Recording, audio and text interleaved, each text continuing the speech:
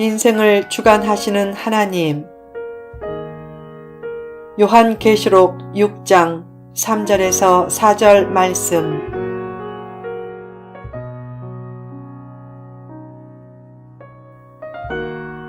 적 그리스도가 등장할 때 상황.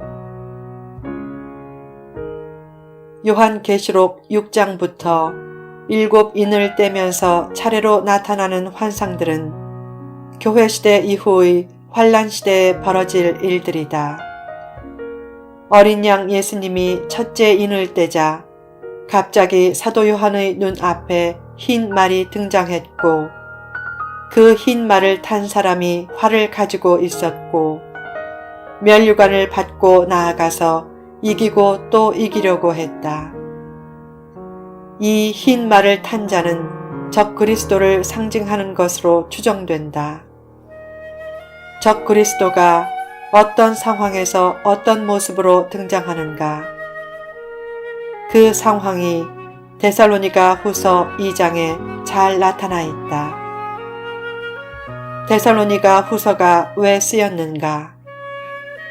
바울은 극심한 핍박 중에도 믿음을 지키는 데살로니가 교인들에게 하늘의 소망을 심어주려고 데살로니가 전서 4장에서 5장에 나오는 예수님의 재림에 관한 진리를 써보냈다. 그 편지를 보고 데살로니가 교인들이 예수님이 오실 날을 기대하는 것이 너무 지나쳐 종말론 열풍이 불면서 심각한 일탈적인 행동들이 생겨났다. 1992년 다미 선교회가 내세운 거짓된 시한부 종말론으로 인해 불었던 잘못된 종말론 열풍처럼 데살로니가 교회에도 일부 교인들이 가정과 직장을 버리고 정상적인 생활을 벌이는 잘못된 일이 생겨났다. 그 소식을 듣고 잘못된 일부 교인들의 태도를 교정하려고 종말에 관한 바른 내용을 담은 데살로니가 전서의 신학적 후편인 데살로니가 후서를 써 보냈다. 그래서 데살로니가 후서에는 종말과 관련한 많은 진리들이 담겨져 있다. 데살로니가 후서 2장 1절에서 3절에 이런 말씀이 있다. 형제들아, 우리가 너희에게 구하는 것은 우리 주 예수 그리스도의 강림하심과 우리가 그 앞에 모임에 관하여 영으로나 또는 말로나 또는 우리에게서 받았다 하는 편지로나 주의 날이 이르렀다고 해서 쉽게 마음이 흔들리거나 두려워하거나 하지 말아야 한다는 것이라. 누가 어떻게 하여도 너희가 미혹되지 말라. 먼저 배교하는 일이 있고 저 불법의 사람 곧 멸망의 아들이 나타나기 전에는 그 날이 이르지 아니하리니. 사도 바울은 주님의 재림 날짜가 가까웠다고 하며 호들갑을 떨지 말라고 했다. 예수님의 재림 전에 배교가 있겠고 불법의 사람 곧 멸망의 아들로 묘사된 적그리스도가 먼저 등장할 것이기 때문이다. 적그리스도가 하나님의 성전에 앉아 자기를 하나님이라고 일컬으며 등장하기 전에도 이미 활동하고 있었는데 왜 아직 공식적으로 나타나지 않는가?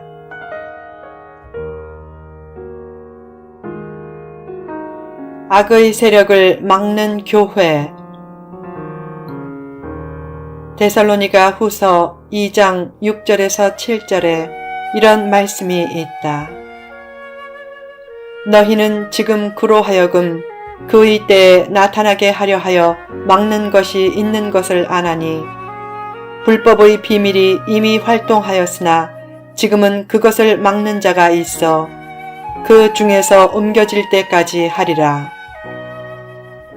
이 구절에서 막는 자는 교회를 뜻한다. 적 그리스도의 공개적인 활동은 막는 자가 그 중에서 옮겨질 때까지, 즉 교회가 신비하게 사라져서 교회 시대가 끝날 때까지 금지된다. 교회가 있으므로 적그리스도의 활동이 막아지고 있다는 사실은 교회가 있는 한 사탄의 세력은 무력할 수밖에 없다는 암시다. 교회 중심적으로 살면 어떤 어둠의 세력도 성도를 근본적으로 해칠 수 없다. 왜 세상이 어두워져 가는가? 교회가 병든 것이 큰 이유다. 왜 교회가 병들게 되는가? 외형적인 추구 때문이다. 교회의 외형주의는 만병의 근원이다. 비만은 당뇨병, 심장병, 고혈압 등 각종 성인병을 통해 단명을 초래한다. 교회도 너무 커지면 인간적인 조직 체계가 비대화되고 관리와 경영과 많은 프로그램이 필요하게 되면서 점점 세상적인 흐름이 들어오게 된다.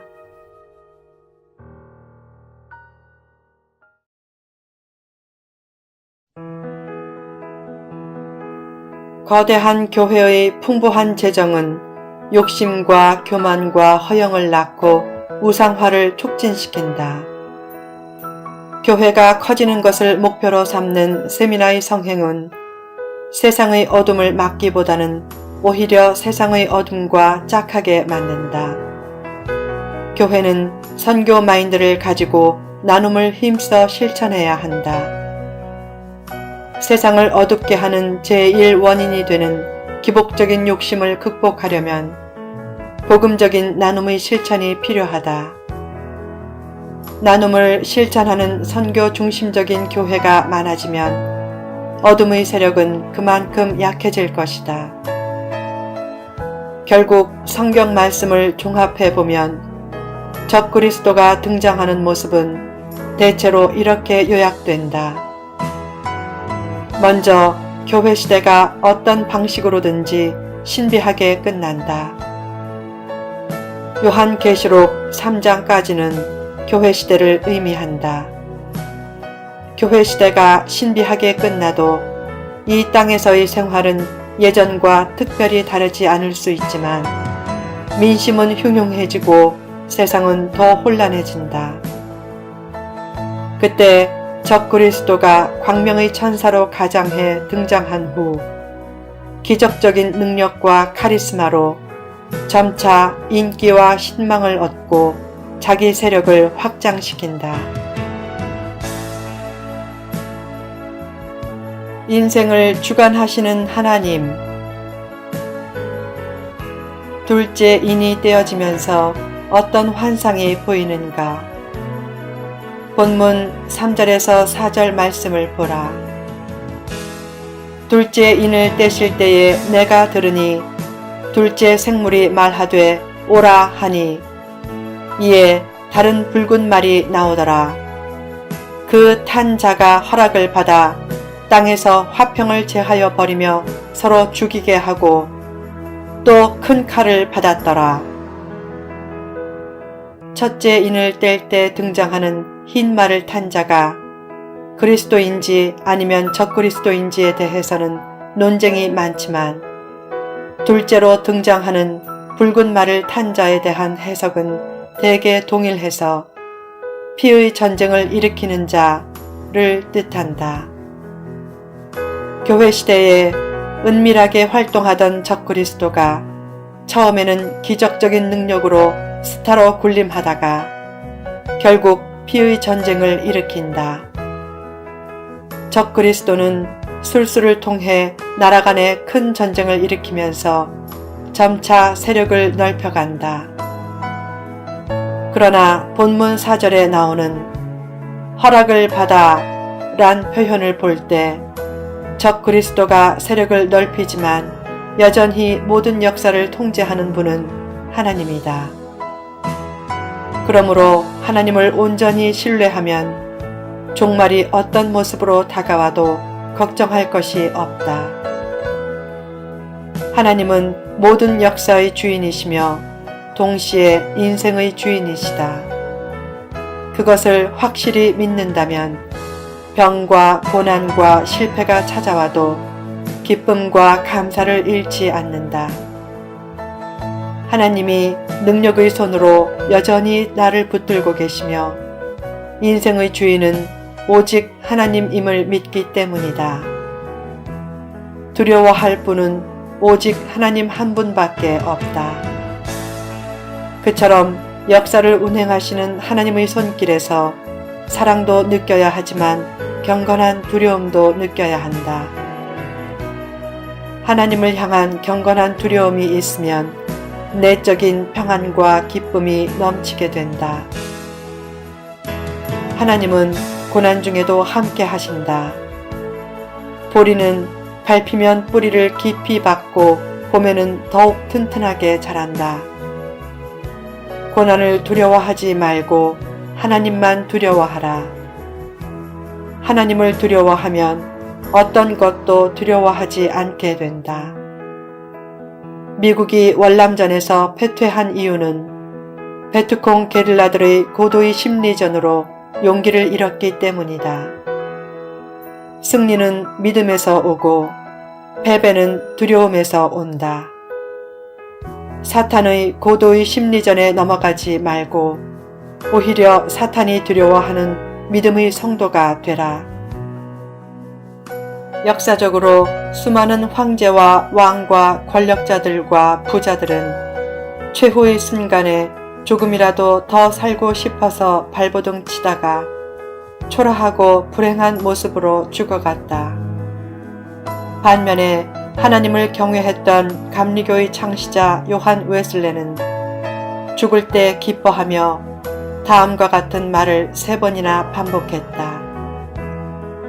하나님을 찬양합니다. 하나님과 함께 있게 되어서 정말 좋습니다. 사도 바울도 죽음을 두려워하지 않았다. 죽는 순간 천국에 간다는 믿음으로 죽음의 문제를 해결하고 멋지고 용기 있는 삶을 살았다. 갈 때가 되면 가면 된다. 죽더라도 즐겁게 죽을 수 있는 믿음을 달라고 기도하라. 깨끗하게 살다가 적절한 때에 죽음의 요단강을 건넌다면 그것도 또한 큰 축복이다.